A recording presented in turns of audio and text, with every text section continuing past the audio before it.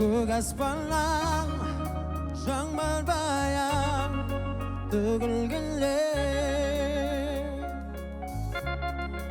ақ бұлттардан әсем бейне көрінгенде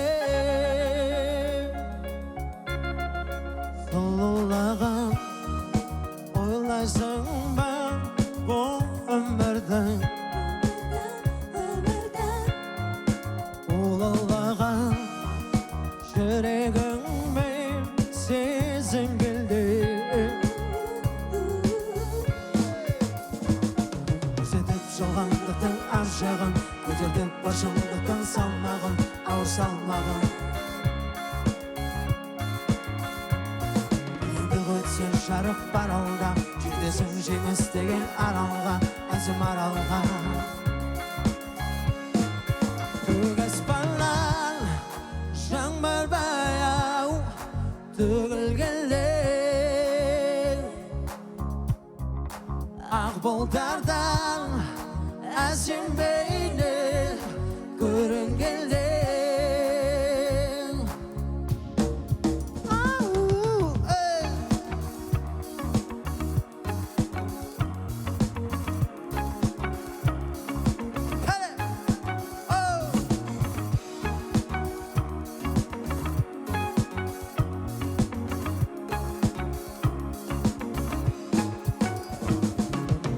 жалғандықтың ар жағын көтердік бар шындықтың салмағын ауыр салмағын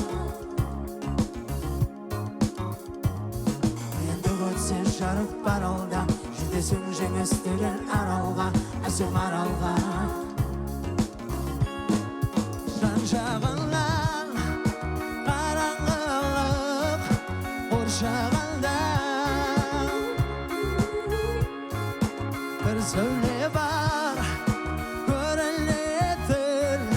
аңсағанға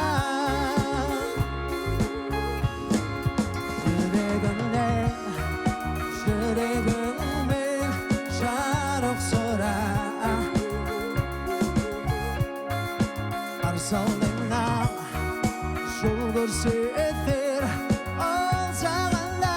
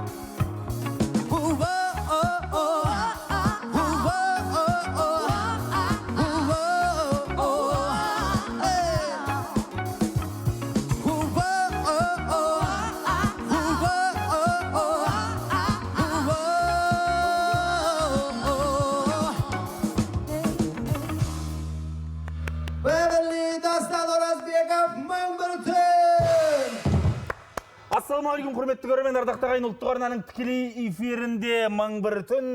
Біз енді Бэверли Бэндпен Дастан таныстырайық десе өздерін таныстырды. Қош келдің, Дастан. Жарайсыздар біздің Бэверли Бэнд.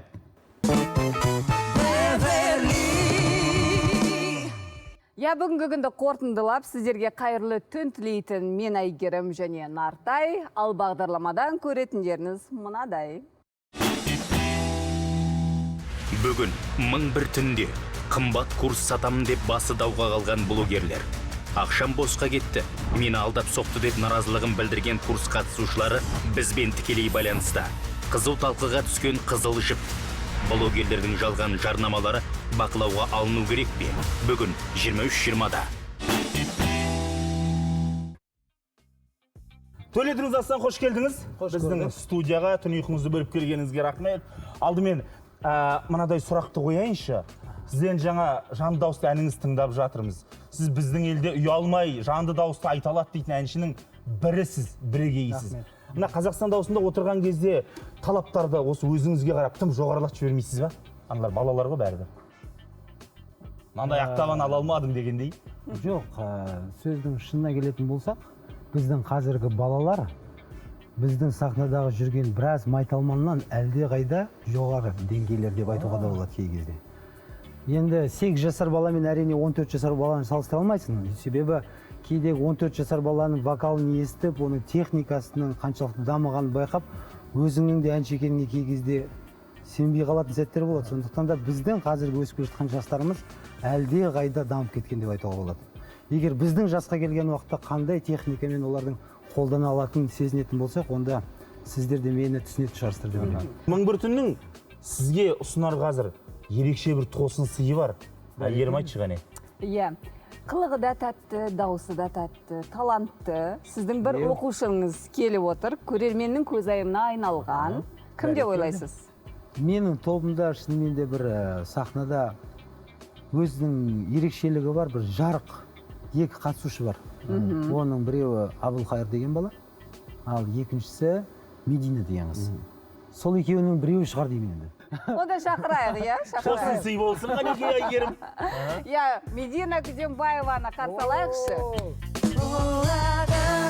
Болады тек сан жаным тыңда, тыңда, тыңда. Орайсың сен маған, жаным тыңда, тыңда, тыңда.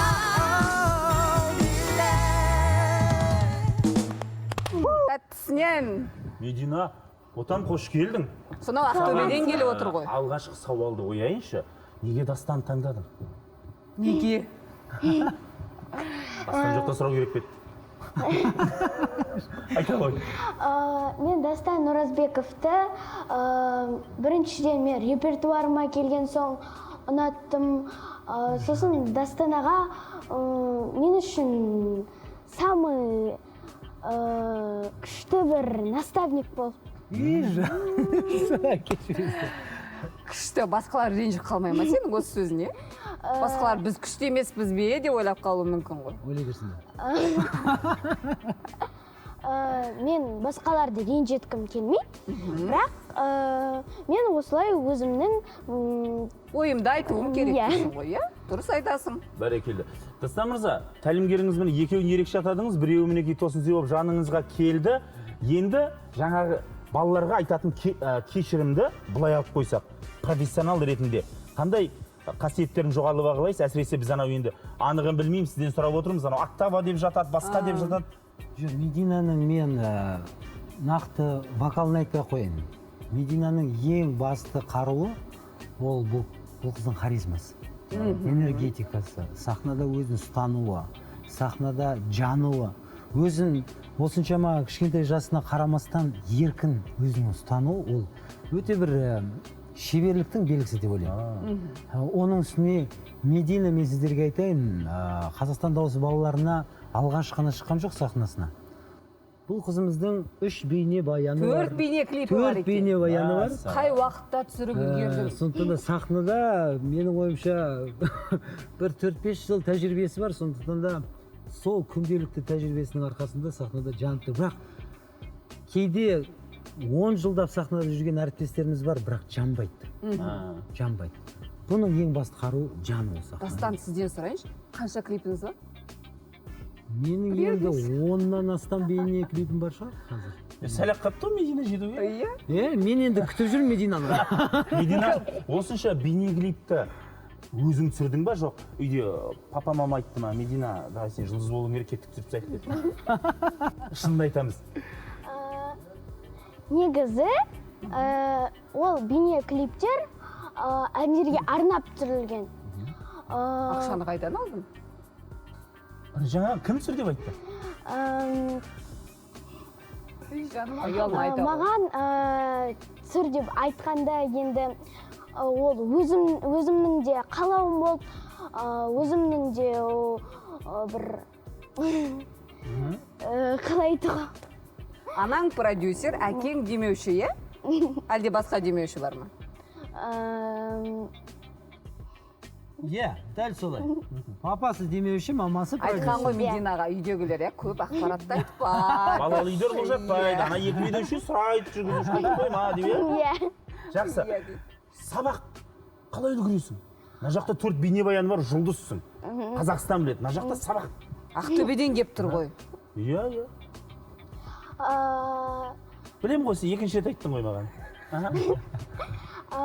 Сабақты мен үлгерем.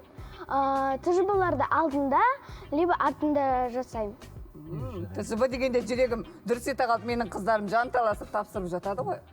Жоғары балаласың ба, әлде апайлар саған 5 қоя бере ме?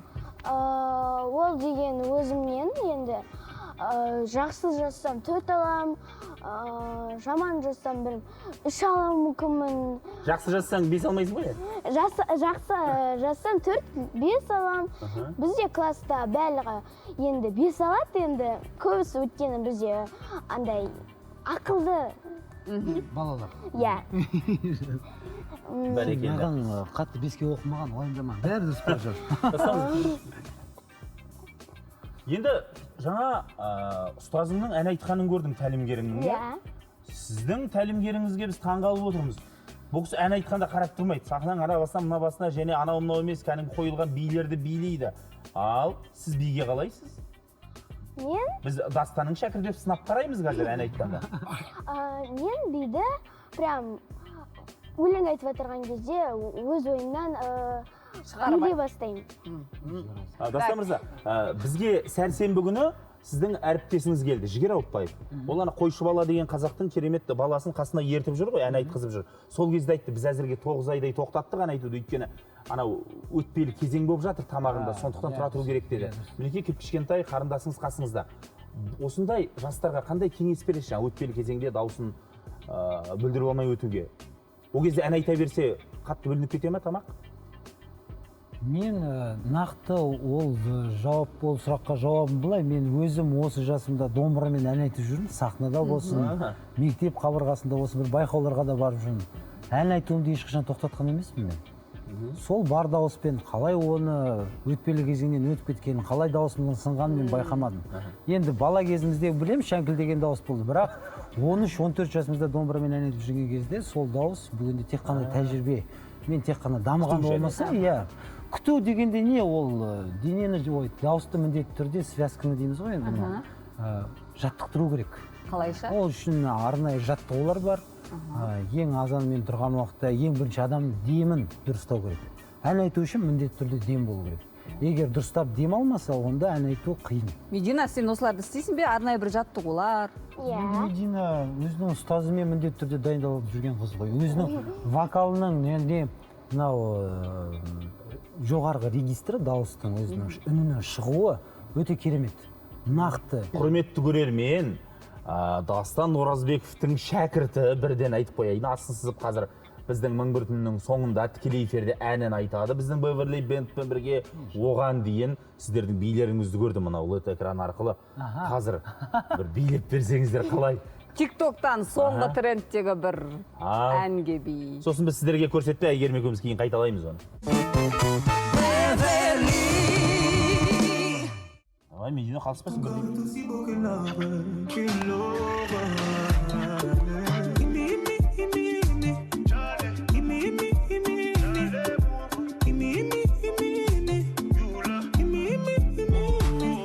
Ton corps est aussi beau que l'or, qu'une aurore. Бәрекелді, рахмет сіздерге бүгінгі жұлдыз және болашақ жұлдыз сіздің шәкіртіңіздің топтың алдында келуіне тілекшіміз, елдің халықтың көзқуанышы болып жүре беріңіздер. Көп рахмет. Шығарып саламыз сіздерді, қимай. Рахмет, бата.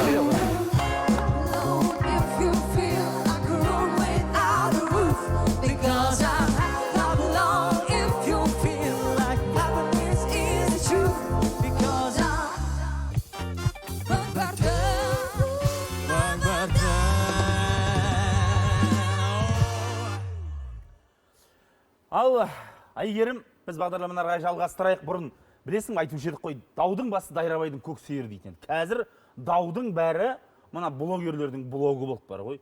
Өйткені қазір анау жұлдыздардың көптігінен аймен күнді көруден қалдық деп блог сататын, сендерді бай қыламын, бір айда атақты қыламын, табысқа жеткіземін, айлыққа қарамай өмір сүретіндей шайықтай шалқып жатасың деп жарнаманы өлтіріп жіберетіндер көбейді, көрдің ба? Сен анда айтып отырғандан, сен сондай жасап отырма, бір курс сатайын деп отырма деп қалдым, Нартай. Күшті сатады екенсің негізі. Бірінші қатысушыма Әйгерім Сейфолла болады демек. Шынымен де бүгінгі біздің бағдарламаға хабарласып жатқан жандар өте көп. Мен алдандым деп осы курс алушылар бай болудың жолын үйренем деп көбі тақырға отырып қалды. Сондықтан біз екі жақты мәселені қарастырайық деп бүгін студияға блогерлерді де және алданушыларды да қосатын боламыз. Жақсы, екі тарапты кездестіреміз ғой енді. Иә. Бетпе. Құрметті көрермен, соңғы кезде мынау қатты талқыланып жатқан дүниенің бірі, мынау алматылық бір топ адам блогер Жұлдыз Ақболат деген азаматшаның 500 мың теңгелік курсын сатып алдық, алдандық деп шағымданып жатыр. Бұқаралық ақпарат құралдарында мәліметтер шықты. Бір топ жаңағы Жұлдыздың өзіне алдандық десе, екінші топ ол осы азаматшаның күйеуінен біз курс сатып алып алданып қалдық, айтқан табыста басқада болмадық деп шағымданып тұр. Қазір онлайн байланыста, телефонда, мына аяқта енді тіресіп жатыр. Бәрін көресіздер. Алдымен жарнамасын көріп алайық. Пролон продюсерлік қолдау орталығының артықшылықтары. Қазақстан нарығындағы алғашқы және жалғыз орталық. Стэнфорд университетінің оқыту жүйесіне негізделген бағдарлама. Бар болғаны 70 күнде жаңа орта, жаңа қабілет, жаңа көзқарасқа ие болу мүмкіндігі. Воркшоп бағдарламасына берілетін арнайы бонустар мен құпия спикерлердің ерекше сабақтары. Иә, Нартай, бүгін біз көрермендерімізге күн сауалын естеріне сала кетейікші. Инстаграм арқылы блогерлердің курсын сатып алып көрдіңіз бе? Иә, жоқ, сатып алғалы жүрмін. Осы сауалдарға жауап беріңіздер, біз міндетті түрде кері байланыс күтеміз. Біз жаңа жарнамадан көріп қалдым, Стэнфорд деп жатыр ғой енді. Айтпа, Кремний жазығындағы Стэнфорд өзі білемеген сабағының Қазақстанда беріліп жатқанын жарайды. Егер ондай сабақты беріп жатса, білім және ғылым министрлігінен айту керек екен, ай, мына жақын жерде бар екен, біздікілер алып жатыр, ұйымдастырсақ болады деп. Жақсы. Дәл қазір Әйгерім байланысқа қосылайық. Ерке Тұрлы бізбен байланысқа шықты. Ол осы азаматшадан, Жұлдыздан сатып алдым курс, алданып қалдым деп бармағын тістеп санын соғып отыр. Жұлдыздан ба, Жұлдыздың күйеуінен бе? Сұрайық сөзінен. Енді ақшаның түсетін жері біреу ғой енді. Бір қасса дейсің. Ерке ханым, қайырлы түн, қалыңыз қалай? Басталды ғой. Ерке, біз сізді тыңдап отырмыз. Ана кішкене құлап кетті. Жақсылап тұр, арызданайын деп отыр, дайындап кәдімгі бәрін қазір. Мен бұл тікелей эфир, шынайы көрініс барлығы. Ерке, сіз байланыстасыз, сөйлей қойыңыз. О кісі естімей отыр ау біздің дауысты. Ерке? Ақырын естіліп жатыр. Ерке, естіп тұрсыз ба бізді? Ерке, бізді естіп тұрсыз ба? Саламатсыздар ма, иә? Ақырын естіліп жатыр сіздердің дауыстарыңыз өте. Жақсы, естілсе болды, бастысы. Сонымен кімге қанша ақша беріп, не үшін алданып қалып жүрсіздер өзі? Естілді ме сауал? Ерке. Мүмкін телефон арқылы байланысқа шығармыз. Қайталайсыздар ма? Кімге қанша ақша беріп, не үшін алданып қалып жүрсіздер, не үйренем деп Жақсы. Біз Proland компаниясына Алмас Асқар деген кісі бастаған. Осы неге продюсерлік орталыққа келдік. Дауысымыз қайталанып. Айта беріңіз. Осы жерде жаңағы осы жерде біздің жаңағы келу себебіміз продюсер болып бұл кісі жұмыс жасаймыз деді. Әр саланың эксперттері өзінің жаңағы қатысты. Ол жерде қазіргі таңда жаңағы жасалатын вебинарлар, курстарға қатысты методология үйретеміз деді. Жалпы структурасы осы ненің курстың. Сол үшін сондай нелерді ішінде көп болды да программалар. И оны біздің көңілімізден как бы неткен жоқ, ондай өткен жоқ. Методология үйретілген жоқ, дұрыс. Вообще сабақтар рекламадағыдай болған жоқ ешқандай ішінде. И 70 күн болатын сабақ 2 айға толмай жабылып, таратып жіберді, компаниямыз жабылып жатыр деп. Сол себепті біз ол Алмас Асқардың өзіне шықты, байланысқа бізді нетті, блокқа қойды, Инстаграм, неден жаңағы WhatsApp-тан байланыса алмадық. Сөйтіп қанша ай болды уже нетіп жүрміз. Сіз 500 мың теңгелік курсты бөліп төлеу арқылы 600 мың теңгеге сатып алды деп естідік. Солай ғой? Ерке? Иә, иә. Сонда не үйрену керек едіңіз сол жерден? Иә. Міндетті түрде ақша төлеп, блогерлерден Сондай. үйрену керек пе еді?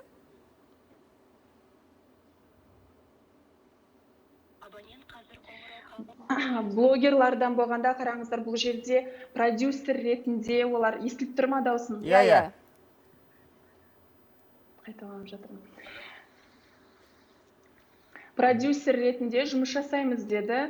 Бұның ішінде жаңағы курсты жазу, қазір енді өздеріңіз де көріп жүрсіздер ғой, көп курстар жазылып жатыр, курстар сатылады онлайн форматта.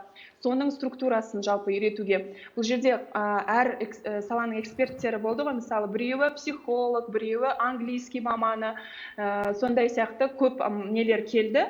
Бұны курсты қалай жазу керек, сапалы болу үшін, қалай бағасын қалай қою керек, ценовая политика деген болады. Соның барлығын үйретеміз деп, сондай немен бардық қой біз. Жақсы. Иә. Енді сіз қазір байланыстан үзілмеңіз, біздің бағдарламаны міндетті түрде көріңіз. Құрметті көрермен, сәл ана техникалық кішкене кедергілер болып жатыр, оған назар аудармаңыздар. Тікелей эфир, Африкада да тікелей эфир. Енді дәл қазір мінекей Алмас мырзамен біз тікелей байланысқа қосылдық. Мінекей қоңырау шалдық телефонда. Алмас мырза, ассалаумағалейкум, қайырлы күн, естіп тұрсыз ғой? Уалейкум ассалам, естіп тұрмын, жақсы. Алмас мырза, сіздің курсыңызға қатысқан Ерке ханым мына жақта айтып жатыр. Сіз үйретем дегенді үйретпеді, компанияны жауып тастады, мені блоктап тастады, ақшам зая кетті деп отыр. Не дейсіз? Бұл жерде бірнеше факторға көңіл бөлу керек. Біріншіден, Ерке ханыммен біз жұмыс жасаған кезде алдын ала договорға отырылған. Одан бөлек оның қолжазбалары бар. Бізде бүкіл қол қойылып, сабақтарда барлығын оқимын, бүкіл тапсырмаларды уақытында орындаймын деген. Өзі біледі, өзі ол нәрселердің барлығына қол қойылған. Бірақ өкінішке орай енді біз тараптан нағыз кәсіби эксперт мамандар дайындаймыз дегеннен кейін бүкіл дүниелерді қарастыра келе, ол кісінің жаңағы кейбір дүниелер жасамағанына байланысты біз кейбір дүниелерді жаңағыдай жасай алмай қалдық. Ол не нәрсе? Мысалы, эксперттілік, жаңағы распаковка личности деген дүние бар. Ол нәрселер, ол экспертпен бірге жасалынатын жұмыс еді. Бірақ Ерке ханым бізге керекті жаңағы дүниелерді бере алмады. Яғни жаңағыдай видео форматта жасалынатын креативный видеолар бар. Жаңағы енді маркетинг тілмен айтқан кезде lead magnet, tripwire деген дүниелер бар. Осы бүкіл нәрселерді ала алмағаннан кейін біз ол кісіге, яғни запуск деп айтылады инфобизнес тілінде. Запуск деген не? Ол адамның кәсіби эксперттілік контентін вебинарда, яғни халыққа ұсыну. Осы дүниелердің барлығын біз ала алмағандықтан ол кісіге өкінішке орай запуск жасай алмады. Алмас мырза, бір секунд. Демек, курсты Ерке ханымның жаңағы аяқтай алмауына өзінің кейбір тапсырмаларды орындай алмағаны себеп дейсіз ғой? Иә. Себебі біз, қараңыз, бұл жерде бірінші айтылған кезде адами факторлар бар, ол мысалы эксперт өз жасау керек дүниелер бар да бұл жерде, потому что біз ол нәрсені продуктына жаңағыдай өнімді біз жасап бермейміз да ол кісіге, ол эксперт болғаннан кейін ол өзі жасау керек дүниелер бар. Жақсы. Алмас мырза, бүгінге дейін сіздің курсыңызға Ерке ханым секілді қанша адам қатысты, қаншасы сәтті аяқтады? Бізде 20 адам қатысты, бірақ Ерке ханымның өзі ғана недовольны болды бұл жерде. Себебі ол кісіні өзі біледі. Менде жаңағы видеоларда, қолхаттарда бар. Жақсы. Ол до конца қатысам деген. Алмас мырза, демек 20 адам сізге 500 мың теңгеден төледі ме курс үшін? Иә. Жақсы. Қазір ендеше жауап тыңдайық. 500 мың теңге ол кісінің тек қана өзіне кететін расходтар болды. Яғни ол кісіні жаңағы дайындау үшін кеткен расходтар ол. Тағы да ақша төлеу керек пе? Тағы да ақша төлеу керек пе, ары қарай қалса? Ары қарай жоқ, ары қарай ақша төлемейді. Ары қарай біз уже ол кісіні жаңағы упаковка деген нәрсе бар, яғни упаковать еткеннен кейін ол кісіге біз технически жағынан көмектесу арқылы пайдадан бөлісуіміз керек болған. Алмас мырза, сіздер ол кісі до конца бармағаннан кейін біз ол кісіні жобадан шығаруымызға тура келді. Жақсы. Алмас мырза, сіздер келісімшартқа отырасыздар ма қатысушылармен? Әрине договорға отырдық. Ол кісінің жаңағы договор біздің қолымызда, ол кісіге бірнеше рет айтылды, алып кетті деп, өзі де білетін шығар енді. Бірақ біз ол кісімен бір ваннада бола алмадық. Яғни біздің айтқан дүниемізге ол принципиально қарсы келді да. Жақсы. Жауапты тыңдаңыз, Алмас мырза. Ал Ерке ханым, өзіңіз нашар оқыт деп отыр ғой? тапсырма орындамайды дейді. Ал. Аллах куә ғой бәріне. Жаңағы договорды менде скриншоттары бар, көмекшілеріне 3 рет сұрап договорды ала алмағанбыз. Договор односторонний болған, өзі ғана қол қойып, 2 рет ауыстырып, енді бұндай не етеді деп ойламаппын өтірікті. Потом сабақты оқымады деген кезде бұл жерде бар методологиядан сабақ жасамағаным рас. Өйткені бұл жерде методолог маманы келеді, бізге керемет 200 миллионға жаңағындай запустар жасап жүрген керемет нелер методолог деді. Ол кісі өзі егер жауап берсін, мен қазір сұрақ қойғым келіп отыр Алмас мырзаға, методологиядан не үйретті жалпы? Жақсы. Өзі бір неде ма мысалы соның. Ол жерде былай айтты бізге, российский блогерларды аласыңдар, оны қазақшаға аударасыңдар да. Түсіндік, Ерке ханым. Сондай. Есіл эфир ай. Ал енді сіз жауап беріңіз Алмас мырза. Қайран уақыт. Қараңыздар, бұл жерде біз қарағанда сізбен сөйлесіп отырмыз. Біріншіден естіліп тұр ма? Иә. Біз біріншіден Қысқа Алмас мырза өтініш. Экспертке біз тәуелдіміз. Не үшін? Потому что біз экспертті дайындағаннан кейін просто қараңызшы, бұл инфобизнес деген нарық көбінесе жаңа айттым ғой, алғыссыз, яғни неблагодарное дело. Не үшін? Потому что біздің беретін дүние көзге көрінбейді. Көзге көрінбеген дүниеге адамдар көбісі сенбейді. Дұрыс қой? Бірақ ол не болса да, қалай болса да нәтижені алады да ол. Ішкі жаңағы халін дұрыстаған арқылы ол көбірек нәтижеге жете алады. Бірақ адам баласы жаңағыдай кейбір нәрселерді түсінбесе, оған... Жақсы. Алмас мырза, бір секунд. Деме, менің білуімше сіздің... Жұмыс жасамадыңыздар ма онда? Айтып тұрса дан жақты. Сіздің жұбайыңызда курс сатады, Алмас мырза? Жұлдыз Ақболат. Иә, ол кісі эксперт, яғни блогер емес. Блогер деген ол негізі бізде қазір тоже бір... Ол кісі не сатып жүр? Керағар. Не сатады ол кісі? Қандай курстар? Ол кісі сату бойынша, продажа бойынша эксперт. Кәсіби эксперт деп ол кісілерді айта аламын. Не үшін? Потому что 25 мың оқушы ол кісінің алдынан 3 жылда өтті. Жақсы. 25 мыңның ішінде 1% даже нәтиже алмаған адамдар болмады. Бізді жаңа таңғалдырған Әйгерім екеумізді жарнамаларыңызда. Бойынша сұрағымызға жауап берген жоқ қой? Қазір. Жауап берді ғой жаңа сіздің сұрағыңызға. Бір секунд, Стэнфорд университеті деп қалдыңыз, солармен ішінен сабақ алып жатсыздар ма? Көзге көрінбейді деп жауап берді ғой? Стэнфорд университеті емес, Стэнфорд методологиясымен жасақталған дүние. Яғни ол жерде Стэнфордта қалай оқытылады методология, сондай форматта жасалған дүние да ол. То есть адамдардың отыруы, білім беру, яғни тет-а-тет жұмыс, яғни workshop деген дүние бар. Яғни адам ол жерде алған теориясын сразу на месте внедрить етеді. Жақсы. Иә, Ерке ханым. Оксфорд методологиясы бойынша орысша аудиториядан алып қазақшаға аудара саласында ценовой политиканы нарықтағы средний бағамен қоя саласын деп ешкім үйретпейді ол жерде. Түсінікті. Енді қымбатты көрермен, жалпы мәселе мынада. Ерке ханым осы бізге жаңа байланысқа шыққан Алмас мырзамен сол кісінің курсын оқиды, 500 мың теңгелікті бөліп төлеген үшін 600 мың теңге төлейді, бірақ өзі қалаған нәрсені, білімді үйрене алмадым деп қазір дауласып отыр. Ал жаңа Алмас мырзаның жауабын өздеріңізде тыңдадыңыздар, ол кісі сабақты оқымаған шәкірт кінәлі дейді. Негізі осы Алмас мырза, біз алдымен сізге алғыс айтамыз. Көп-көп рахмет байланысқа шыққаныңызға. Иә, бірақ біздің бағдарлама тыңдап отырыңыз, әлі біраз дүние айтылайын деп жатыр мына аяқта. Енді Ерке ханым байланыста ма екен жалпы? Бар ма Ерке ханым? Иә. Ерке ханым, бір сұрақ қояйыншы. Мен осындамын. Иә, осы байығыңыз келсе, бір сұмдық экономикалық жетістікке жеткіңіз келсе, экономистерден нағып білім алмайсыз. Нағып университетке бармайсыз. Ешкім сіз тапаншамен желкелеп апарған жоқ қой? Неге сіздер халықтың өзіне? Я, неге сіздер осылай жасайсыздар? Олар жарнамаққа, маркетингке жазған кезде ешкім ондай ақшаны жаңағы халыққа барып, осындай бір хайба шығарайын деп, ондай ниетпен бармайды. Барлығы өсемін деп барады, білім алам деп барады. Мен осының алдына дейін, осы 5 жылда мыңдаған курстарды оқып жүрмін. Бұндай жағдай ешқашан болған емес. Мен мысалы, тем более бұл кісілерді қаншама Жақсы. еліміздегі Ерке ханым, бір секунд. блогерларының өзі, Бір секунд. әншілердің өзі жарнамалап отырғаннан кейін, Бір халықтың секунд алдында қараңыз. жүрген сенімді адамдардың болғаннан кейін бардық.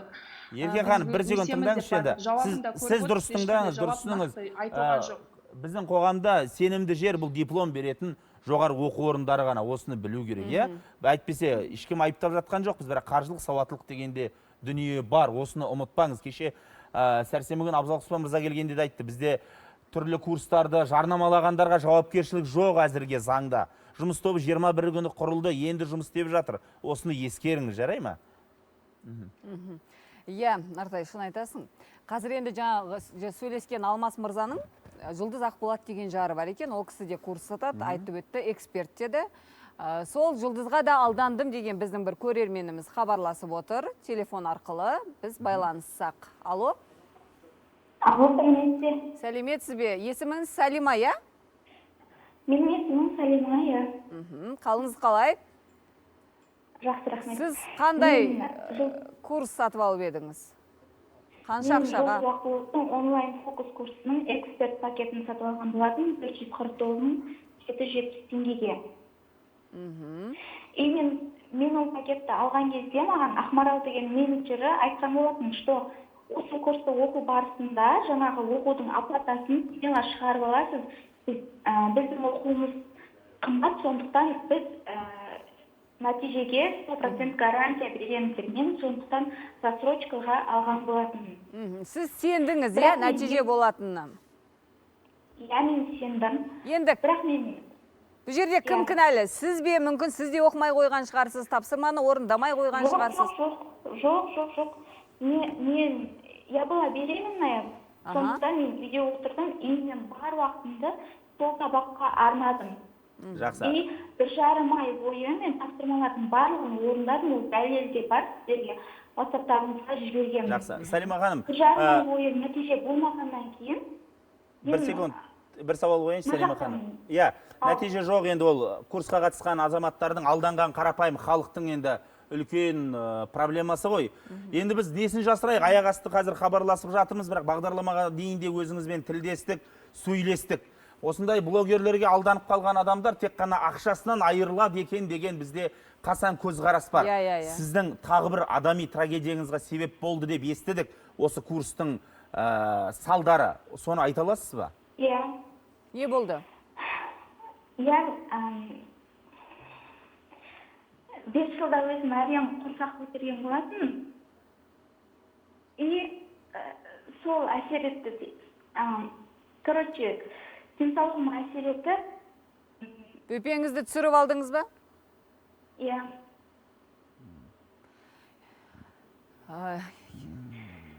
Сондай жағдай болды. Мен содан кейін барып, ол кісілерге айттым, возврат жасаңыздар, а то сотқа беремін деді. Не деді? Содан кейін барып, маған олар почтасын берді. Ал оған дейін маған басшылардан ответ жоқ, возврат жасалмайды деп келді. Мен сотқа берем болды дегеннен кейін барып, олар маған почтасын берді, и все. Ақшаны қайтарған жоқ? Ары мен сұрақ қойсам, қайтарған жоқ. Мен сұрақ қойсам, қалған сұрақтарға мен жауап бермеймін дейді. Наставник, куратор да барлығы өз басына ала қашады. Енді кімге байланысты ағымды білмей қалып енді. Иә. Өздері біздер сиязға шықпайды мүлдем. Салима ханым, біз қазір Жұлдыз ханымға байланысқа шығып отырмыз. Қосайық. Сіз тастамаңыз телефонды. Көрермендер ойлап отқан шығар, Нартайын ап телефонмен әуре болып отыр деп, ағайын мен екі тарапты татуластырайын, бір шешім шығарайын деп жанталасып отырмын. Ақшаны қайтарайық. Ал Жұлдыз ханым, сіз байланыстасыз, сіз не дейсіз? Салима ханым, сізден курс алдым, оқи алмадым, тіпті енді кішкентай 5 жыл күткен нәрестемді түсіріп алдым стресстен дейді. Сіз не айтасыз? Саламатсыздар. Біріншіден, осыған байланысты өзім ойым айтып келіп тұр. Ана жерде заставкаға сіздер Жұлдыз Ақболаттан алып, алданып деп жазыпсыздар. Біріншіден, бізде осы курсқа келген кезде кез келген оқушымен екі тарапты жария оферта шарты бар. соған сай, егер курс барысында, мысалы біздің тараптан келісім шарттар бар, яғни біздің орындайтын өзіміздің мүмкіндіктер бар, яғни оқушылардың тарапынан орындайтын осындай қызметтер бар. Егер курс барысында олар кәдімгі куратор береді, қасынан наставник береді, трекер береді, солармен бірге один-один жүріп, тапсырманы оқитын болса, оларда бізде продажа ғой, то есть всегда практика барысында көріледі. Енді жаңағыдай біріншіден Салима ханымға енді көңіл айтамын, шынымен де ішіндегі баласы түсіп қалғанына мен кінәлімін деп айта алмаймын, енді ол кісі может өзі қатты қайғырған болар. Бірақ біздің мақсатымыз не? Біздің мақсатымыз максимально өзіміз тараптан уәде берілген нәрсені орындау, шартқа байланысты. Салима ханым дұрыс орындамады ма? Соны айтыңызшы, нүктесін. Жұлдыз ханым. Салима ханым дұрыс орындамады ма? Салима ханым тарапынан, ол кісінің тарапынан тоже минустар болған. Жақсы. Яғни бірақ біз бұл жерде бұл тарапта мен оқушыны кінәлі деп айта алмаймын. Жұлдыз ханым, бір секунд ендеше. Сіздің курсыңыз қаншаға сатылды осы оқыған адамдарға? Бұл кісіге қателеспесем, Салима ханым бізде 350 мың қалды ғой деймін. 400 бірлесем 450 иә, кешіріңіз, 450. Қанша адам қатысты? Салима ханым, тынышталайық кішкене. Қанша адам қатысты? Салима ханым тобында қанша адам бар екенін білмеймін, шынымды айтсам, бір топтан негізінде 15-20 адамға дейін болады. Жұлдыз ханым, енді мына жеке бастың трагедиясын естіп отырсыз, ақшасын қайтарып бере салсаңыз қайтеді? Менің бір өтінішім азамат. Мырза, егер мен тарапынан барлығы дұрыс болмаса, онда бізде екі тарапты азаматтық сотқа баруға болады. Егер азаматтық шешім бойынша қайтару тиіс деп қайталанса, онда ешқандай проблема жоқ. Рахмет, естідік. Рахмет. Біз қазір жарнамаға кезек береміз, қымбатты көрермен, содан кейін бұл тақырыпты жалғастырамыз. Құрметті көрермен, өздеріңіз көрдіңіздер, екі блогерге алданған адамды және ол блогерлерді тікелей эфирде біз тілдестіруге тырыстық, байланыс жасадық. Құрметті көрермен, ардақты ағайын, оны қарадыңыздар, көрдіңіздер. Біздің бір ғана айтарымыз бар. Мына екі жақтың байланысынан менің түсінгенім, бұл жерде бір достықпен, ымыраластықпен ештеңе шешілмейтін сияқты. Сондықтан айтарымыз, сотқа барыңыздар, сот әділ шешімін айтсын ағайын, және алданбаңыздар. Оқимын, білім аламын, экономикалық сауатымды арттырамыз десеңіздер, Қазақстанда не көп, оқу орны көп. Дұрыс айтасың, Нартай. Шынымен де блогерлер сіздердің арқаларыңызда байып жатыр, сіздердің қалталарыңыз қағылып жатыр. Ал біз, Нартай, студияға қонақтарымызды шақырайық, көп күтіп қалды. Меруерт Түсіпбаева, әнші және блогер Алмаз Тоқабаев.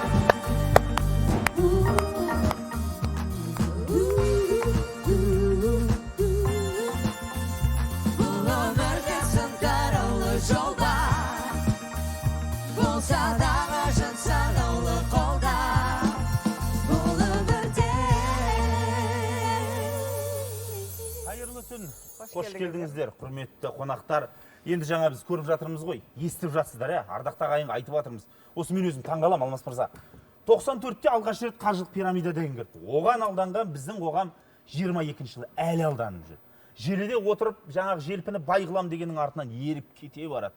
Мынау не қылған тенденция, мынау не қылған батпан құйрық, айдала жатқан құйрық деп, бұл бұқара неге ойланбайды, айтыңызшы? Жоқ, бұл менің ойымша әрбір адамның түбінде балашықта бір чемодан доллар тауып алсам ой деймін. Барлығымыз армандаймыз ғой, әсіресе ұйықтап бара жатқан кезде, шіркін ай, бір чемодан доллар тауып алсам, соны осында жұмсайтын едім, анда не істейтін едім. Жеңіл ақша Яғни қиналмай. адам саналы адам болып пайда болғаннан бері жеңіл ақшаны үнеміз дейді. Ол 94-тегі МММ-ға дейін қаншама болды. Ана 30-шы жылдардағы Америкадағы ұлы депрессияның өзі сол неден шыққан алаяқтықтан, жаңағы жеңіл ақшаның артынан қуғандықтан.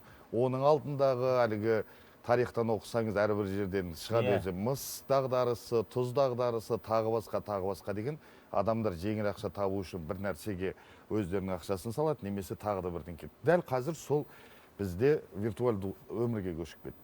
Ақпарат көп қой, қараймын. Ақпарат көп болған.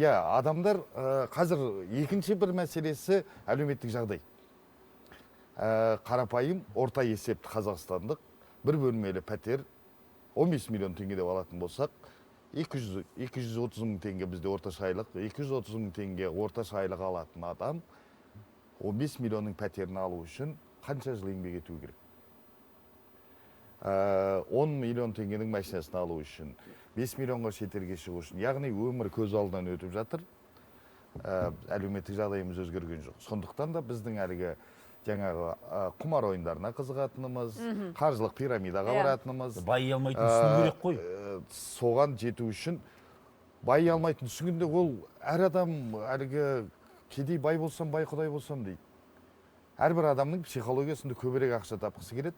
Ол жаңағы айтып отырмыз ғой, 700 мың теңге салған естіп отырмыз жаңа. Ол дегенің 500 мың миллион салатын адамдар бар. 3 жыл, 4 жыл экономикалық бағытта не істейтін адам оқудың ақшасы. Жоқ, ол 1,5 айда сол 5 жылдың оқуын алып, 2,5 айдың ішінде байып кеткісі келеді деген психология. Мен сондай жарнамаға сенеді ғой. Меруерт ханым, сізге сұрақ қоймастан бұрын бағана біз күн сауалын айтқан болатынбыз. Соның нәтижесімен таныстырсақ, Инстаграмдағы блогерлердің жарнамасына, яғни курсын сатып алып жүргендер қаншалықты көп, я? Яғни блогерлердің 15% блогерлердің курсын сатып алады екен. Жоқ дегені 83%, сатып алғысы келіп жүргендер 2% ғана екен. Міне, қымбатты көрермен. Шын мәнінде көп олар. Әрине, бізге жауап беріп үлгергендері осыншалық. Меруерт ханым, сізге сауал. Енді сіз де танымал адамсыз, ел алдында жүрген. Сізде де әлеуметтік желіде оқырмандарыңыз бар. Соларды бір өткенде карантин болды, концерттер болған жоқ, той болған жоқ деген сияқты. Сол кезде осы оқырмандарымды бір пайдаланып қалайыншы, менде бір ақша тауып қалайыншы деген ой болмады ма? Пенделік. Бірінші қайырлы түн қазақ елі, екіншіден жаңағы осындай жаңа бір сағаттай тұрдық қой мына жерде Алмас мырза әкеміз. Мен қатты қуандым осы тақырыптарды көтеріп жатқандарыңызға. Көп рахмет сіздерге.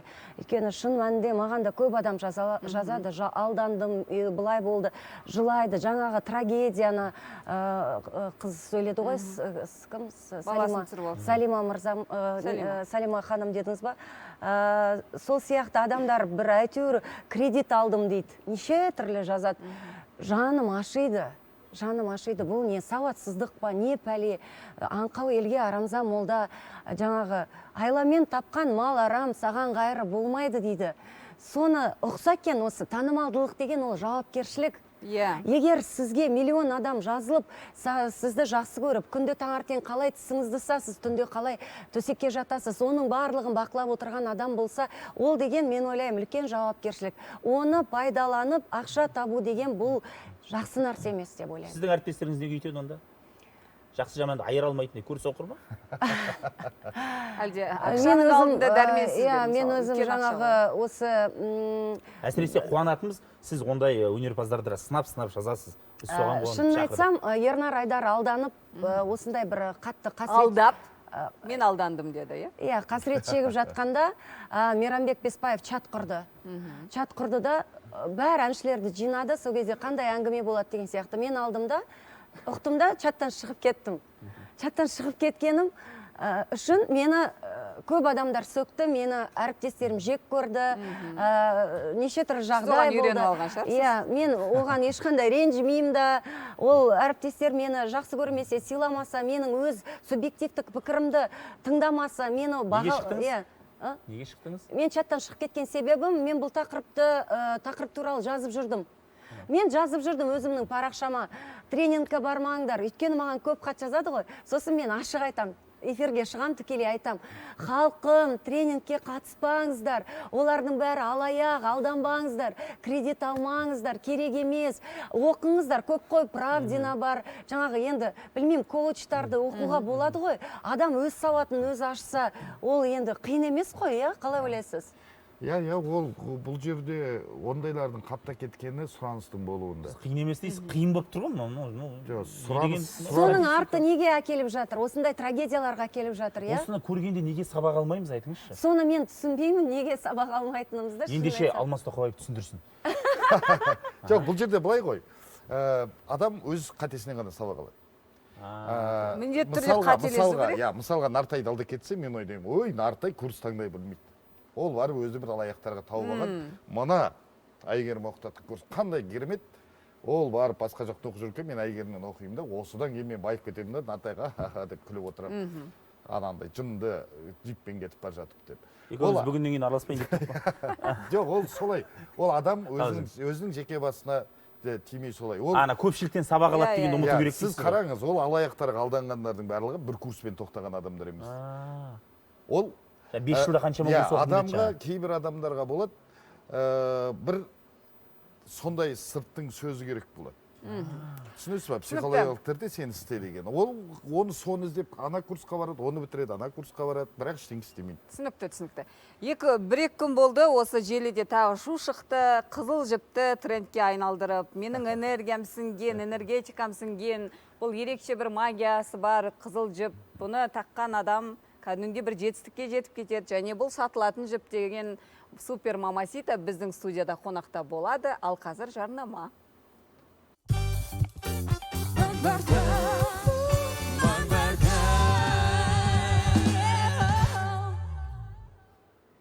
Біз қазір студиямызға қызыл жіпті тренд қылдырған блогер супер мамасита, яғни Әлия Байтуғаеваны шақырайық. Әлия ханым,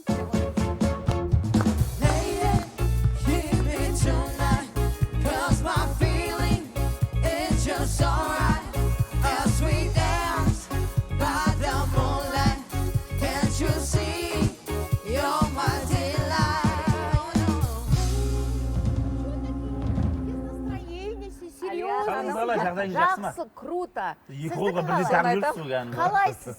күштіміз. Иә. Қазақстанда хит болып жатқан. Иә, мынау хит. Хит қазір. Несімен хит болды бұл? Қазір мен айтып берем.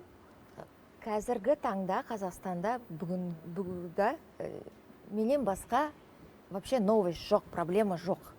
Вот я единственная, кого можно мен қазақша орысша сөйлей берейін, потому что қазақша айтыңызшы, тәп-тәуір сөйлеп отырсыз. Ой, мен қазір шала қазақша сөйлеймін. Некрасиво болып кетеді. Жоқ, ойыңыз жеткенше айта беріңіз қазақша, жетпеген жерін айтарсыз. Енді елдер күледі ғой. Ұлттық арна күлмейді, қолдаймыз біз. Ой, айтады сосын, мамасита қазақша сөйлей алмайды, нормально. Тікелей эфирдің уақытын жеп жатсыздар енді, ал кеттік, бастай беріңіз. Насчет красных нитей. Вопрос? Не үшін? Несі бар, не қасиеті бар оның? Смотрите, это оберег. Оберег от сглаза. Вот, например, как тумар, да? Казахи же носили раньше тумар. Или булавка от сглаза. Младенцам, например. Я сама тоже ношу булавку, на котором глазик. Или над дверью вешают большой глаз, там откуда-то привозят, его покупают. В это же верят люди. Это же ведь от сглаза, от дурного, от негатива. Эти нити то же самое. Сіздің видеоңызды қарап алайықшы. Жарнамасыз, қызыл жіптің. Как работает красная нить? Издревле ее надевали от сглаза и надевают по сей день. Она заговорена, она впитала в себя просто все лучшие эмоции, всю мою энергетику, энергетику святых мест. Эти нити настолько заряжены, вот они притягивают в вашу жизнь благоприятные обстоятельства. Случится что-то хорошее, возможно, продвижение по службе, вы его не ожидали. Если вы мечтали забеременеть, возможно, вы забеременеете. Вчера проголосовало 77 тысяч человек за то, что они точно купят красную нить. Ну да. 7 узлов. То есть, но запрос только насчет себя. Жақсы, біреуі қанша тұрады? 4500. 4500, 77 мың адам алғысы келеді. Жоқ, алғысы келеді. Сосын мен айттым ғой. Менде 77 мың жоқ, менде даже 15 мың да жоқ. Қанша бар? 1 мың. Ол шектеулі коллекция болып тұр ғой бұл. Ну да, мен айттым ғой, кім бірінші алады, сол все, сразу продаю. Қандай дәлелі бар бұның көзді жаңағы қорғайтынынан? Мысалы, алатын кезде сұраймыз ғой, бұның сапасы қандай тауардың деп. Біріншіден, менің блогым мотивационный. Я продвигаю семейные ценности. Вот. Мен әйелдерді мотивировать етем, жаңағыдай, чтобы они работали, потому что очень многие пишут: я дома сижу с детьми, нереализованная, муж мало получает и так далее и тому подобное. Я говорю: вставай и делай, иди работай. Менің сұрағым, қандай дәлелі бар бұның қорғайтынына? Енді, смотрите, я энергичный человек, я мотиватор. Анау жіптесінет дейді ғой сіздің энергияңыз. Бұның бәрі тапшылығыңызға қолыңызға сіңіру үшін. Менде бір сұрақ бар, вот сіз жаңа анау бала көтеруге көмектеседі деп айттыңыз. Мен айтқан жоқпын көмектеседі деп, мен айттым, притянет обстоятельства хорошие. Например, мен айттым, например, ол например, мен айтқан жоқпын. Точно болады. Вот смотрите, мен солай қабылдадым. Мысалға, сондай көп жыл бойы бала көтермей жүрген әйел үміттерін сатып алады. Сіздің ол естественно көмектеспейді. Мен сізге 100% гарантия беремін. Себебі бұл ненің ешқандай жіптің ештеңкесі жоқ екеніне. анау айтады ғой, химия, физиканы оқымаған адамдарға көп нәрсе мұғжиза болып көрінеді дейді. Тура солай. Сіз, сіз заңды түрде жақсы, психологиялық түрде сіз өте әдемі маркетинг жасап отырсыз. Мысалға сол Не, я өте әдемі маркетинг. Мен Түркістанға барып келдім. Подождите, я 2 дня ходила в жару по 6 мечетям. Вы сейчас обесцениваете меня, обесцениваете мой труд. Я обесцениваю вашу ниточку.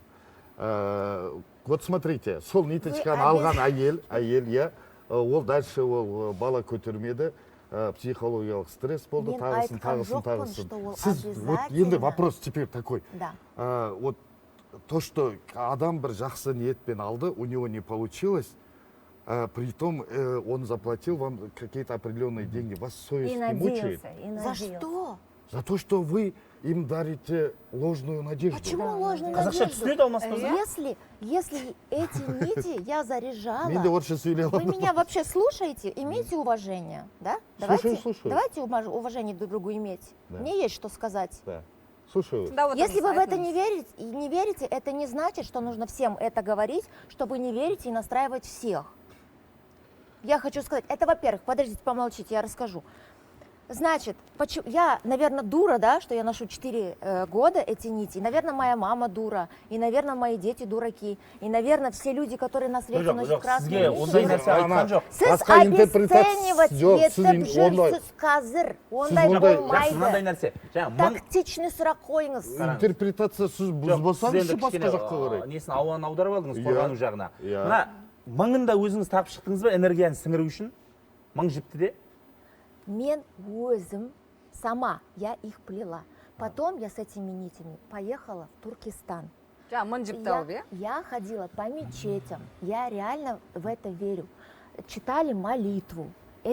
Я действительно ходила с этими нитями, я хотела, чтобы они впитали в себя всю энергетику. Давайте не будем отрицать, что в мире все создано на энергии. Мы с вами состоим из молекулов, из атомов. Мы с вами сейчас что делаем? Энергообмен между собой. Вот. Сейчас бір нәрсе қойайыншы сұрақ. Түркістанға бардыңыз енді. Ер түріктің бесі ғой, жіп тасып апару міндетті емес. Ана Түркістандағы бабаларымыздың жаңағы ерекше рухының ана жіпке сіңгеніне қандай дәлел бар? Молитвы же читались. Дәлел бар ма сіңгеніне? Адамдар ол жерге Құдайға құлшылық. Понимаете, есть вещи, которые верят, но не могут объяснить. Вот вы верите в Аллаха, покажите мне, что он есть. Я вам сейчас скажу. Қазір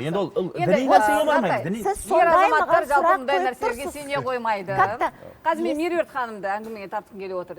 Сіз әйел адамсыз. Енді көбінесе міне сізге барып алып жатқан әйелдер, кезекте тұрған әйелдер көріп отырмыз. Меруерт ханым, сіз де осындай энергетикаға сенесіз бе? Қолдағы жасыл не деп отырмыз? Жай бижутерия бұл. Мен ондайға ештеңеге сенбеймін. Содан кейін адамдарға айтамын, сенбеңіздер. Ақшаларыңызды текке кетірмеңіздер. Бұның барлығы жаңа ғана сіз айтып кеттіңіз ғой, осының алдында болған тақырып бар ғой, соған өте жақын тақырып деп ойлаймын. Бұны ешқандай бұл жұттың ешқандай қасиеті бар деп мен өзім сенбеймін.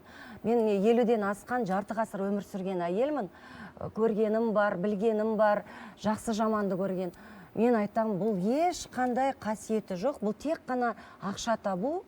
Және де жаңағы нені осы жаңағы айтты ғой сөздермен. Бұл енді сөздің өзінің күші болады ғой, әр сөздің каждое слово имеет свою силу. Бұл кісі енді атақты блогер болғандықтан, бәленбай миллион подписчигі болғандықтан, бұл кісінің айтқан сөздеріне сенетін адамдар бар. Егер бұл кісінің айтқан сөздеріне сенетін адамдар болмаса, бұл кісі 7 миллионға жақын адам жинамайды ғой. Олардың бәрі тірі адамдар деп сенемін. Сол үшін мен ойлаймын жаңағы фанат дейді ғой. Білесіздер ғой, шетелде Майкл Джексонның киген футболкасы кәдімгі бәленбай миллиард ақшаға сатылады. Дұрыс қой? Дұрыс қой. Ол кісінің киген бас киімі деген сияқты. Бірақ сенетін адамдар бар, сенбейтін адамдар бар. Оны тегін берсеңіз, ешқандай әңгіме жоқ. Почему? Подождите, любой труд любой труд должен оплачиваться и вознаграждаться. А теперь Вот вернемся. енді Почему я обязана? Бізде қазір жарнама, сосын жалғастырамыз, иә? Жіп емес, басқа нәрсе. Қандай нәрсе айтып беріңіз бізге. Неге? Ну, енді сіз білесіз ғой, біз көре алмай отырсың ба? Очки тағамын ғой, көре алмаймын. Вот бізде в Казахстане қазақтар көре алмайды, вообще көре алмайды. Енді Әлия ханым, олай бағалауға болмайды. Қазақстанда тұратын адамдардың барлығы. Жоқ, мен бәріне Сіз кәдімгідей бүйтіп бұрып алып кетесіз, бүйтіп бұрып алып кетесіз. Жауапты кішкене дәлелдірек айтсаңыз. Иә, жаңа мысалы мен сізге айта кеткім келеді, жаңа енді Түркістан туралы сұрақ болып қалды ғой. Иә, сіз қатты бір қорғану тактикасына кіріп алдыңыз да, ол жақсы емес. Мен сізге айтайын. Біз сізден сұрақ қойып отырмыз. Алатын адамның жаңағына қызыл нені, жіпті, құқын қорғайық деп отырмыз. Иә, қандай несі бар? Бабалардың сіз вообще мені тыңдамайсыз. Даже говорите, қой құрсын. Жоқ, сіз бүйтіп кетіп қаласыз да сұрақтан. Былай қарай кетіп қаласыз, мен сонда ақымақпын ба деп, былай қарай кетіп қаласыз, көре алмайсың деп, сұрақ ортада қалып қоя береді. Соны сөйтіп асықпай, меруерт ханым айтты жаңа, мынаны алмау керек ақша жасаудың құралы дейді. Не дейсіз? Мен не деймін? Соны асықпай түсіндірсеңіз, мен может сізден сатып алып қалатын шығармын. Мен может түсінбей жүрген шығармын. Мен вот именно. Вот соны түсіндірсеңіз. Түсінбейсіз. Понимаете, я 4 года ношу нити эти, я их периодически меняю. Вот. Когда они отслуживают свое, они просто сами отпадают. Все. И вот видите, опять в отрицание уходите. Жоқ, я слушаю. Ол кісі демалмау керек. Уже көрінен көрініп жатыр, что уже в отрицание ушел. Переел на ночь. Жоқ, футболкамен жүрген адам маған. Менде мынадай сауал. Мен сізге рейтинг жасап жатырмын қазір. Тоқтай тұрыңыздар. Менде сізге мынадай сауал. Сіз бұның алдында курстар саттыңыз, иә? Біздің бүгінгі тақырыпқа сай курс сатқандардан алданғандар көбірек. Қызыл жұп туралы мен айтайын, да? Вот, скажу сразу. 77 тысяч человек проголосовало, вы сказали, и все думают, что 77 тысяч купила. 1000 людей купила. Я плачу налоги НДС 12% с каждого браслета. То есть у меня совесть чиста. Почему я это делаю? Енді курсқа көлсек, курста саттыңыз, ол жерден қаншалықты пайда таптыңыз, алданғандар болды ма? Лағандар ақшасы далаға кетті деп. Алданғандар? Иә, сіздің курстан оқығысы келген, алғысы келген білімді ала алмай. Алданбаған и нәтиже шықпаған. Алданғандар туралы сұрап отырмын. Нет, у меня таких не было. Бір адамда болған жоқ па? Қанша адамға, қаншаға сатылды? Моя команда и мы никогда никого не обманываем. У нас не было такого. Но, смотрите, тот, кто хочет, управляющий бизнес-профилем, СММ. Сейчас это тренд. Сейчас каждому магазину нужен SMM-менеджер. Но нужен грамотный. Люди приходят, учатся, мы даем уроки. У нас на первом потоке было 99 уроков. У нас были очень сильные эксперты из России. То есть, в Казахстане мы таких не нашли. Мы взяли с России экспертов. Қанша адам қатысты курсқа? Бірінші рет 20 мың. 20 мың адам. Қаншадан төледі ақша? Қазір айтам, 19.500 теңге. 19.500 төледі. Енді бізде мынадай нәрсе бар, Әлия ханым көріп жатсыз.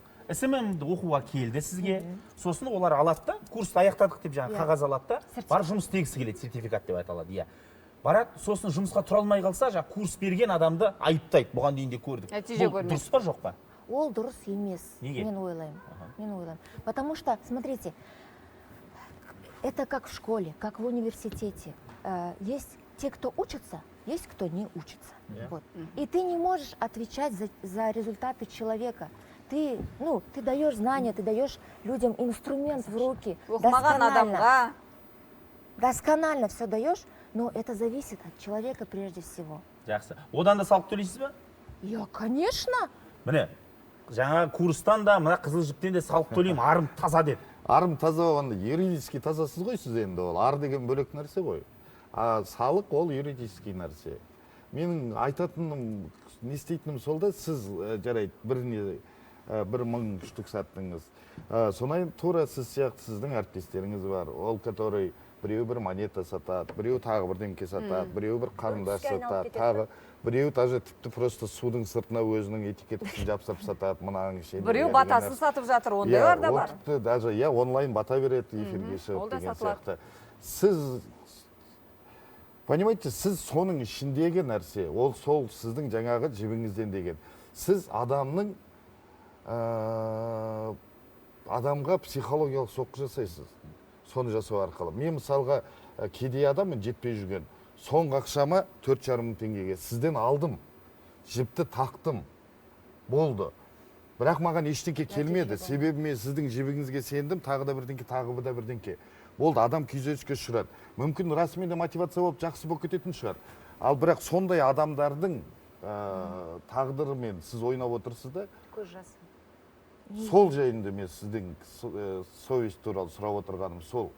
Я абсолютно уверена. Әйтпесе сіз 4,5 мың теңгеден 1000 не сатып байып кетіп отырған жоқсыз, оны да біліп отырық. Жақсы, қазір бізге қоңырау шалған адам бар екен, алып жіберейікші телефонды. Алло? Үзіліп кеткен екен, үзіліп кетіпті. Көп күте алмаған. Сол ғой мәселе. Надеюсь, звонок не подготовленный? Звонок не подготовленный? Жоқ, ондай болмайды бізде. Бізде шынайы көрермендер. Шыбық емес шын қатыр дейді, сіз үйде айтпаңыз, бізде бәрі шынайы. Сіз түсіндіңіз ба менің ойымды? У меня настолько сильная вера, я сразу сказала, если вы не верите, не покупайте. Я вообще никого не заставляю. Сеніп барады ғой, қиналған адам кез келген нәрсеге сенеді. Даже алақаны қышса да қалтасын салып. Бұл жерде енді бұл кісі айтып отырған мотивациялық блог жүргіземін, ешкімді қинамаймын, қалай болғанын көрсетіп отырмын өмірімді деп. Бұл ол жағынан келісемін. Көрген адам, яғни сіздің сөзіңізге сенген адам кінәлі деп тұрсыз ғой енді. Жоқ, а вдруг біреуге көмектеспей қалды, біреу шынымен де хотя бы сол 1000 адам біреу сөйтіп күйзеліске ұшырап, ары қарай оның тағдыры. Елорет ханым, оң құлақ сол құлағыңыз екі жақтан жеп жатыр ғой. Төрелеген сіз айтыңызшы. Мен ойлаймын, танымал болу бір бақыт. Бұл кісіде 7 миллионға жуық оқырман бар. Жарты Қазақстан дейсіз. Енді жаңа сіз айтып жатсыз ғой, керемет жақсы айттыңыз. Заң алдында адалсыз, бірақ адам ретінде, өзіңіздің арыңыздың ретінде, жаңағы ата-анаңыз бар, тәрбиелеп жатқан, ортаңыз бар, сізді жақсы көретін. Солардың алдында бұл кісінің өзі ары таза болса, таңертең оянғанда, кешке жатқанда, ешкімге мен қиянат жасамадым, мынау қысқа ғұмырда мен адалмын, ақпын деп, бұл кісі солай өзін заглянуть в себя деген сөз бар психологияда. Өз-өзіне үңілген кезде бұл кісі мен адалмын десе болды ғой енді. Ал енді тағы да осы көріп отырған оқырмандарға айтам. Курстарды сатып алмаңыздар. Қызыл жіп, қызыл, жасыл, кім? Жасыл нәски деген 3 жыл бұрын тренд болды. Болды жасыл нәски. Ондайлардың барлығына сенбеңіздер, еңбек етіңіздер, кітапты оқыңыздар. Осындай жаңағы ұлттық арна сияқты, осындай кәдімгі ашық тікелей эфирде отыратын адамдарды тыңдаңыздар. Дұрыс емес па? Сенімді ақпарат. Біз міне Әлия ханым, біз сіздің сыртыңыздан тон пішкіміз келген жоқ. Сондықтан екі жақты пікір болсын деп сізді студияға шақырдық. Келгеніңіз батылдық, өте мықты. Мен Алматыдан келдім. Арнайы. Арнайы. Осы бағдарламада А я скажу тогда свое мнение. Покупайте мои курсы. Да, раз тут так вот пошло, покупайте мои курсы и мои красные нити. И у меня они классные, все у вас будет классно. Мои курсы очень продуктивные. Құрметті көрермен, ардақты ағайын, біздің айтарымыз негізі мынау. Жаңа курстар туралы айтсаң, қызыл жіп, маған десеңіз күлгін тағып алыңыз, қара тағып алыңыз, әлебес қып тағып алыңыз ағайын. Маған десе де әркімнің өз еркі, бірақ ардақты ағайын, құрметті көрермен, түсіну керек. Сізге жіпте, курста біреудің ақылды азық болмайды. Сізге ол отбасылық бақыт әкелмейді. Сізге ол қыруар ақша әкелмейді ағайын. Оны шешетін сіздің еңбегіңіз, сіздің талпынысыңыз ғана болды. Біреуге сеніп, ертең жақсы, бұл азаматшаларды ертең айыптайтындар бар, жаңа айыптап та жатыр, қатты айтып та жатыр, бірақ ешкімді курсқа басқаға тапаншамен тіреп апарған жоқ. Өзіміз аяғымызбен бардық ағайын, өзіміз жапа шектік. Заң болса, заң алдында жауап берсін. Жаңағы алданған адамдары бар, біз жаңа айтып өттік қой, заң бар, соның алдында жауап берсін, айтылсын, заң түрде шешілсін. Қазір әр тартта бер тарт қылдың, бұның қаншалықты қажеті бар. Ар дедік, басқа деген мәселені айттық. Бірақ ардақты ағайын, бірінші жауапкершілік өзімізде екенін білейік. Кеткен ақшамыз үшін де, біреуге алданғанымыз үшін де мына блогерлердің курсы басқаға. жауапкершілік ең бірінші біздің мойнымызда. Осыны біліңіздер ағайын. Иә, сұраныс болған жерде сосын түрлі курстар да сатылады дейсің ғой. Алмасын Түрлі әшекей бұйымдар. Мен күн сауалын айтып кетейінші. Әшекей бұйымдар адамның энергетикасына әсер етеді деп ойлайсыз ба? Иә, жоқ деген жауап болды. Кәнеке бізге қанша пайызы, 37 пайызы иә депті, 63 пайызы жоқ деген екен. Яғни басым көпшілігі жоқ деп отыр, қуанатын нәрсе. Бұл жаңа курстар деп айтып отырмыз ғой. Негізі осы үкімет ұйымдастыратын курстар бар, атамекеннің қасында, тағы бір жерлерде оқытатын адам таппайды ғой солар. Тегін, еще олар стипендия береді. Еще ары қарай әлгі жастар практикасы тағы бірдеңке деген сияқты қылып, солар сияқты қылып не береді ғой. Соған таппайды да адамдар бірақ анаған барады. Мен айтайын, мен адам мүмкін оқығысы келетін шығар. Егер шынымен де курсқа барғыларыңыз келсе, негізгі қағидалар. Бірінші, сізді оқытатын кім? Бизнеске үйрететін адамның бизнесі бар ма? Біз өзі бизнесі жоқ адамдар бизнеске үйрететін елде тұрамыз. Екінші мәселе, міндетті түрде келісім шарт. Екі жақта қойылған келісім шартқа қол қойылып, мөрі басылғаннан кейін бар. Үшінші кезекте сіз ақысын төлейсіз де, ары қарай оқуын оқисыз. Егер тағы да бірдеңке болатын болса, келісім шарттың ішіндегі нәрсемен. Болды. Осы алғашқы біреу өзіңіздің білгеніңізге байланысты, екіншісі құжат. Жақсы. Құрметті қонақтар, келгендеріңізге рахмет. Пікірлеріңізді айттыңыздар. Біреуіңізге қой деп, біреуіңізге артық, біреуіңізге кем болған жоқпыз. Армандарыңыз жоқ шығар, түнде бізге бөлдіңіздер. Енді қайта қойыңыздар. Рахмет сіздерге. Сау болыңыздар.